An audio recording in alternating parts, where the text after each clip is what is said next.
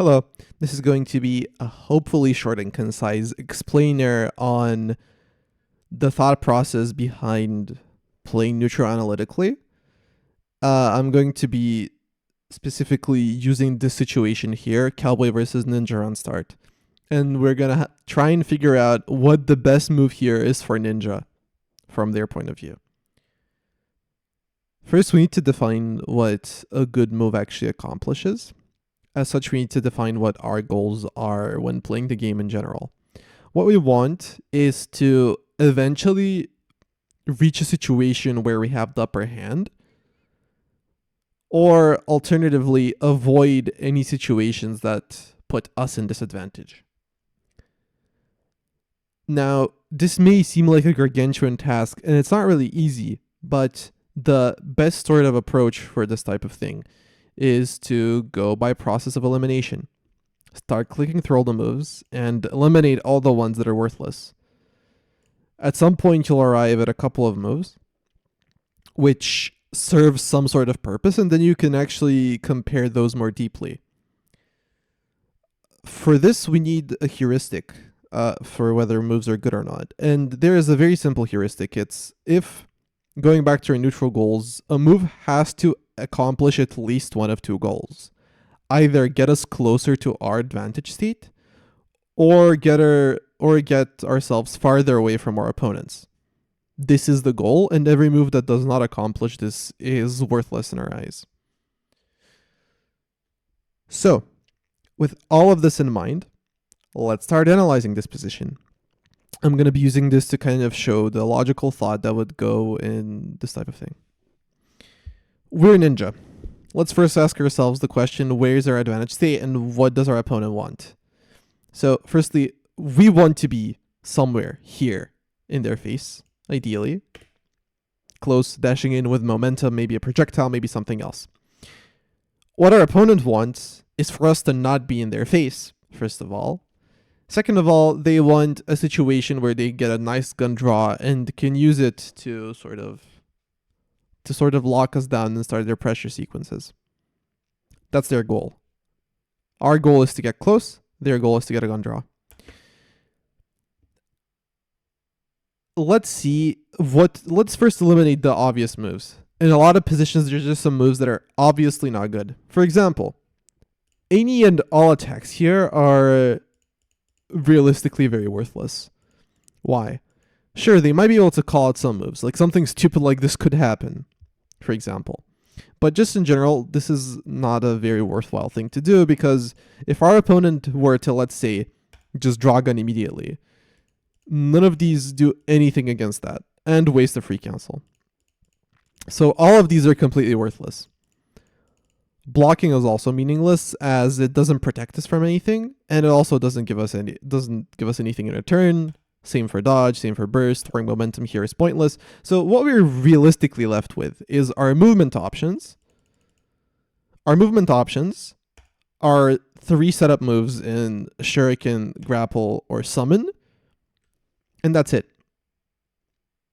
Every single one of these other moves can be eliminated pretty easily eliminated as not accomplishing our 2 previous goals. So then the question now becomes, how do we choose between any of these, right? We've brought it down from 30-ish moves to 10, 9. We've brought it down from 30-ish moves to 9 moves, but there's still obviously ones that are better and some that are worse. We need to now apply the following. We need to look into the future. And this is very easy to do in single player, where we can just check moves and see what the outcomes would be. Because with all of these, we made the judgment that they're going to be worthless, even just 1 turn ahead. But some of these might not be good 2 or 3 turns ahead. First up is super jump. That's super easy to eliminate, because, well, if the opponent just does nothing, this doesn't really put us in a position where we have any threats onto them. We do have a safe move to get out here. Oh wait, we might not even have it. Yeah, we do have a safe move here. But this realistically speaking, this either would loop the situation. Notice we can't even hit their weight. So this would either loop the situation, and now we don't have a way to get out of L slice, which isn't great. The opponent has all of the freedom in the world to do whatever they want. They can also just get a free gun draw. They can do so many things. We don't have any agency in this position, so this is not good. So we've removed super jump by simply looking at the fact that it puts us in a bad situation in the next turn, right? With super jump, this is very simple judgment. This is not going to be the case with the other moves. I'm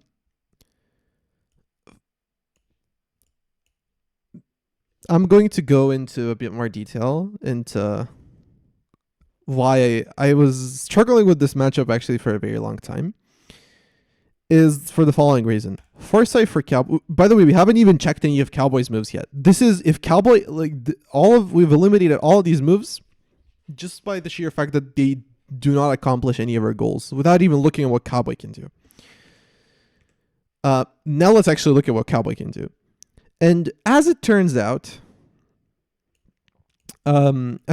here, this is where it gets a bit more interesting. Because for example, approaching options can get hit, like dashing forward or super dashing. These can get hit, so we could use those. But ideally, they can be called out. And ideally, let's assume we do not want to take risks if possible. Let's assume that now for a second. Like we want a move that's guaranteed to be good against everything they can possibly do. So these two are out of the question. This leaves us with our setup moves: jumping, dashing back, and waiting. Waiting obviously doesn't accomplish anything, so let's ignore that as well. So we have jumping, dashing back, and doing a setup move. This used to be my understanding of this sort of situation. I would either do one of my setup moves or dash back. That's what I used to do. As it turns out, however, Foresight is a very, very good move. Even now for the setup, even ignoring Impale, like let's even assuming Impale doesn't exist. Let's just assume that for a second. Obviously, Impale beats Shuriken and Grappling Hook and Summon. Obviously, let's even for a second. Let's just assume it doesn't exist. Even then, they can do this safe move, Foresight, to call all of these out in a way that is very, very, very annoying for us. For example, if we do any hook we do can be blocked. They can just block it by placing a Foresight like this. There was like a specific angle. I forgot what it was. It's this one. Like they can block any of our useful hooks with a Foresight. And this puts us in an annoying position where they can just get a free gun draw if they so wish. We basically give them their goal for free. The same really applies for doing any other setup move. The opponent can place this Foresight anywhere. It has a lot of versatility, and we can't really predict where they're going to place it. And the problem is we can't even call it out directly, for example, by dashing in, because they can also just place it here, and now we're also screwed. Right, something like this. I don't think Ninja has anything. Okay, never mind. They have sweep. Whatever. My point is, this is just very, very, very, very hard to do anything in. It's just a bad position. So then these are also kind of out of the question because they also give our opponent, if our opponent were to read us, which again, it's not necessarily true that they are going to read us by doing one of these. But they could, and if you get too predictable with a neutral, they will. In which case, these are also all bad. I mean, not necessarily bad. This is a bit more nuanced, but if the opponent knows what they're doing, then these can be called out, and as such are not ideal. So then what are we left with? We are left with dash back and jump. These are the only two moves that we currently have not eliminated that can't be called out. At least we haven't found any ways they can be called out yet. Like we've found callouts that put us in a bad spot. For every single one of these moves. All that's left is these two. So let's see if we can find anything for those two. Spoilers, there isn't a direct call out for dash back. It doesn't put us in a bad situation immediately. But what it does is if they place a Foresight like this, kind of, something like this. If they place a Foresight like this, what happens is we can't really do much safely because shift L slice covers like longer jumps like this, and shift H slash covers shorter jumps. I've lapped the angles before. I'm not entirely sure if I did the correct foresight. If I did, there should be nothing I can do. There should be nothing Ninja can do here. That's safe. That's safe to set up. So this means we can't set up on this turn, and they can either get a free gun draw or get a free meter by approaching, and we can't do anything. So foresight can also call a back dash. So then the only thing we're left is jump. And the good thing is, jump actually does give us things to do versus foresight. Jump back like this. Why? Well, let's say if they do a foresight closely to us like this, we can just air dash and break it. Importantly, since they're on the ground, we get a frame kill on their gun draw as such, and we're out of range. They can't do anything, which is great. Okay, cool. If they put a closer foresight, like the one we were doing before, like something like this, for dash to call it dash back. Oops, yeah. To call it dash back.